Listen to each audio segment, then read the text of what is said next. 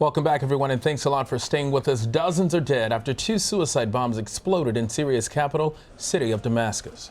This first happened inside the city's main justice building, and the other exploded at a restaurant in a crowded market. State media says the first bomber was wearing military clothing and had a gun and grenades. No group has claimed responsibility. Now, today marks the 6th anniversary of the start of the Syrian war. The years of violence have killed close to 500,000 people.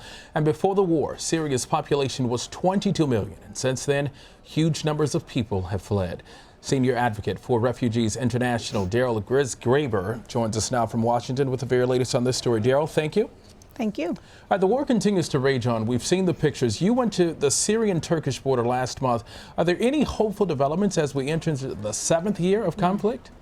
There are, in fact. The work that local Syrian groups are doing from Turkey into Syria is something that's been developing over 6 years, and I think is something of a success story. There's more and more aid going into Syria all the time through these small local groups, and while the conditions inside Syria are certainly getting worse day by day, really these groups are saving lives that otherwise might have been lost because a lot of the international agencies can't reach these areas of Syria.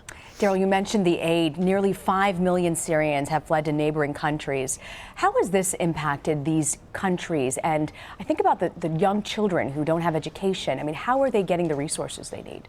Yeah, a lot of these countries, Jordan and Lebanon in particular, really are strained by the refugee population that they're hosting. So you've probably heard over the years sort of various appeals for helping host communities as well as Syrian refugees in these countries, and that's really important. And you're exactly right that when resources are scarce and have to be shared, education tends to be one of the things that falls by the wayside, along with psychosocial services, because it's long term and because it doesn't seem immediately life-saving to people. It's easy to say, well, not as important as shelter or food. But we're looking now at children who may have been out of school for up to 5 or 6 years, children who were born never going to school if they were born outside of Syria during this conflict. And that's a lot of people, I mean 5 or 6 million people who are not prepared for the future.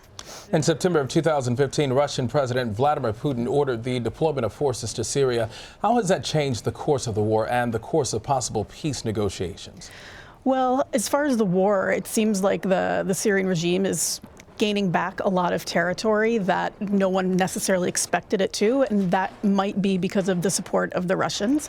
And as far as the peace talks, I think we just have to see where it goes. Daryl, in your opinion, what should the United States be doing? What should the U.S.'s role be in trying to help these refugees? Yeah, so the U.S. has been leading in humanitarian aid for both the refugees and people inside of Syria. It's really important that we continue to do this. Everyone has probably heard potential cuts in foreign assistance and humanitarian aid, and we really need to maintain the leadership role of the United States government in these areas.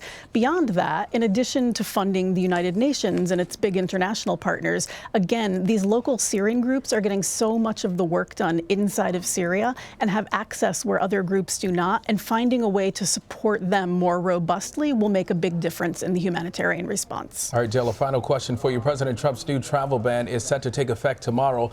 How will this affect Syrian refugees? Yeah, well, there's a pause on the refugee program, of course, and for Syrians who are waiting to be resettled, they will be stuck in places where they are presumably in danger and not able to get along on their own. And so this waiting period just extends the period of time during which they're in danger.